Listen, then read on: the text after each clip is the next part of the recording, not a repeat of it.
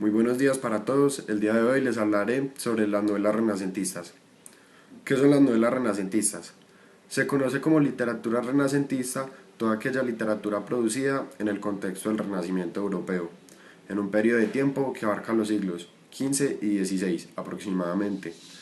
La principal característica de la literatura renacentista es el regreso de la cultura clásica grecolatina, que se experimenta en todo el campo de las artes, el pensamiento y la filosofía europea. La revalorización del humanismo, relativamente dejado de lado durante la Edad Media, constituye así un renacimiento cultural. De allí el nombre con que se conoce esta época. Italia fue el centro cultural en que se originó el movimiento renacentista, que luego se propagaría por toda Europa. Conviene apuntar que en la difusión de las ideas del Renacimiento participó como hecho clave la invención de la imprenta, hacia 1440 por el alemán Johannes Gutenberg. En este periodo, además, surgen nuevas formas literarias, como la novela, tal como es actualmente conocida. Aparecen nuevos géneros como el ensayo y se crean nuevos modelos, como el soneto y el verso en decasílabo. Algunos de los géneros literarios más cultivados de la época son la poesía lírica y la poesía mística, y de temática religiosa, las novelas de caballerías, la pastoril y la pícara, así como el teatro y el ensayo. Algunas características de esta es que es recuperada la tradición cultural clásica grecolatina, lo cual es vivido como un renacimiento del humanismo. El hombre ocupa el centro del mundo. Esta era vista sobre la visión antropocéntrica, lo cual contrasta con la idea de la Edad Media, según la cual Dios era el centro del universo, y esta era vista sobre la visión teocéntrica. La razón pasa a estar por encima de la fe. Espíritu crítico y racionalista será sumamente valorado. La filosofía platónica es aprovechada para el cristianismo y la naturaleza es vista e idealizada como un símbolo de la perfección.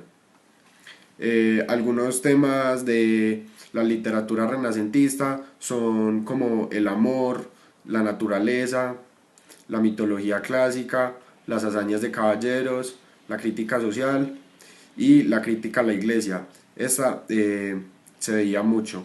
Y finalmente el sentimiento religioso.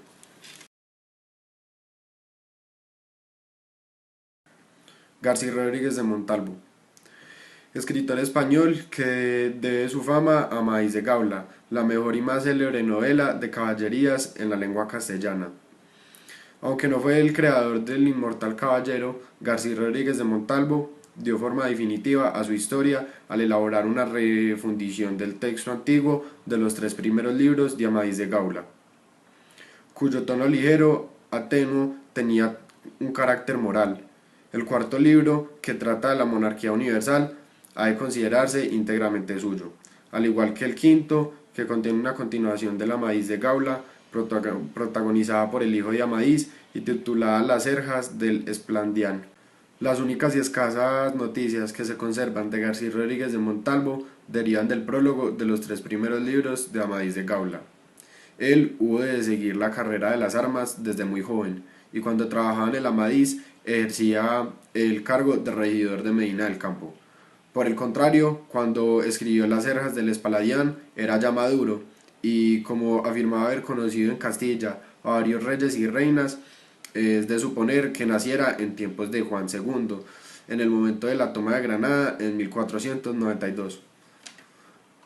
Parece ser que empleó mucho tiempo en la composición de sus obras, y las que terminó poco después de la conquista de Granada y la expulsión de los judíos, porque no se hablaba en ellas de acontecimientos posteriores. De otras noticias que da de sí mismo se deduce que le gustaba mucho la caza, que en 1482 era noble y tenía poca afición a la administración doméstica, que estaba poco dotado de sentimiento práctico y que era muy propenso a la imaginación de abstraerse de la realidad. Ni siquiera es del todo seguro su apellido, ya que en la primera edición de La Maíz de Gaula se dice que el libro fue corregido y enmendado por el honrado y virtuoso caballero García Rodríguez de Montalvo, mientras que en las ediciones sucesivas se firma García Ordóñez de Montalvo, y finalmente en la edición de Roma, en 1525, Las Cerjas del Espaladián aparece como García Gutiérrez de Montalvo. Amadís de Gaula. Amadís de Gaula es sin duda la más famosa novela caballeresca española.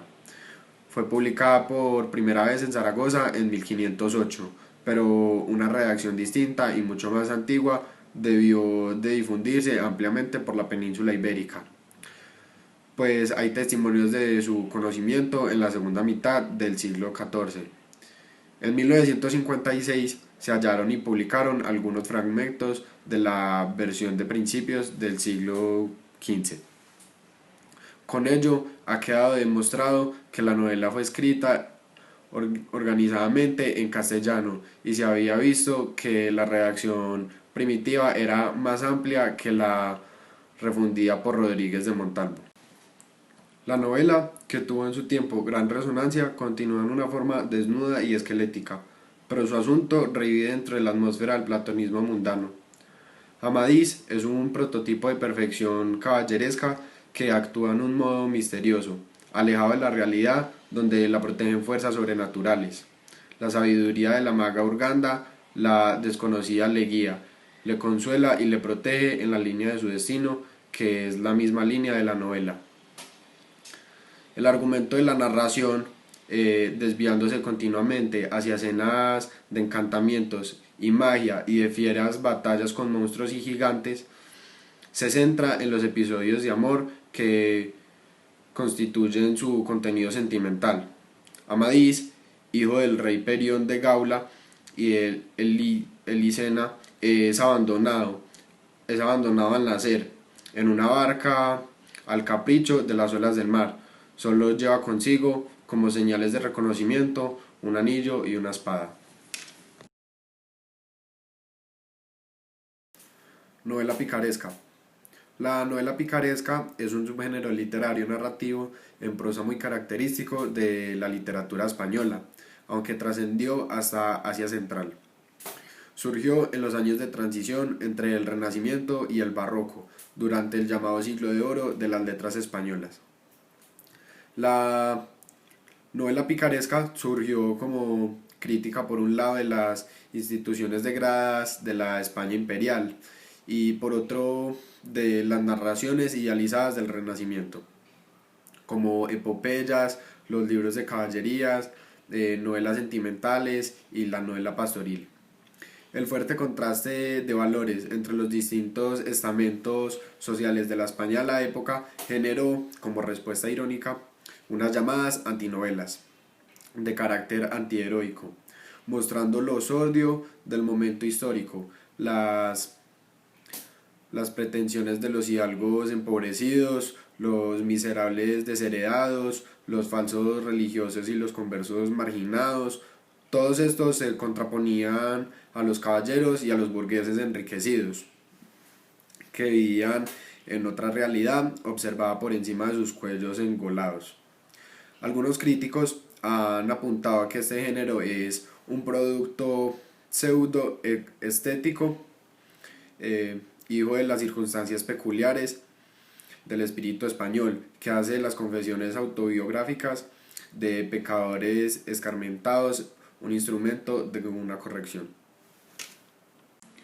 Durante el siglo XVI comienza a vulgarizarse y a degradarse la hidalguía, y personajes como Don Quijote o el hidalgo pobre, que se hace servir por el Lazarillo de Tormes, son ilustraciones de este fenómeno en la literatura española, encontrando también su correlato reflejado por el género teatral del estremés. El humilde guitón, bigardo o pícaro de cocina, como tal, es un anticaballero errante en una epopeya de hambre, a través de un mundo miserable, donde solo se sobrevive gracias a la estafa y al engaño, y donde la expectativa del ascenso social es una ilusión. La vida del Lazarillo de Tormes, 1500 54 es el comienzo de una crítica de valores dominantes, de la honra y de la hipocresía, arraigados en las apariencias, que hallará su culminación y configuración canónica con la primera parte de Guzmán de Alfarache. Ahora les mencionaré dos características sobre la novela picaresca. El protagonista es un pícaro de muy bajo rango social o estamento y descendiente de padres sin honor, abiertamente delincuentes, perfilándose como un antihéroe. La otra es una estructura falsa de una autobiografía.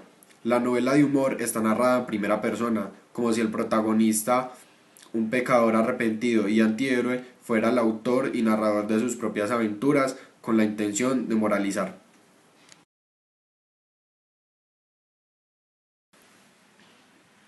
El Lazarillo de Tormes. El Lazarillo de Tormes es una novela española anónima, escrita en primera persona y en estilo epistolar. En ella se cuenta de forma autobiográfica la vida de un niño, Lázaro de Tormes, en el siglo XVI, desde su nacimiento y miseria infancia hasta su boda, ya en la edad adulta. Es considerada precursora de la novela picaresca por elementos como el realismo, la narración en primera persona, la estructura itinerante, el servicio a varios amos y la ideología moralizante y pesimista. Lazarillo de Tormes es un esbozo irónico y despiadado de la sociedad del momento, de la que se muestran sus vicios y actitudes hipócritas, sobre todo la de los clérigos y religiosos. Hay diferentes hipótesis sobre su autoría. Probablemente el autor fue simpatizante de las ideas erasmistas.